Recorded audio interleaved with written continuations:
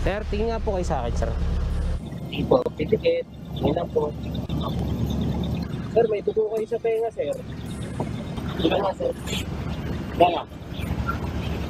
Isang lalaki ang lumapit at humingi ng tulong sa UNTV News and Rescue Team nang mapadaan ng grupo sa Amang Rodriguez Avenue, Pasig City, bandang 1:30 ng madaling araw kanina.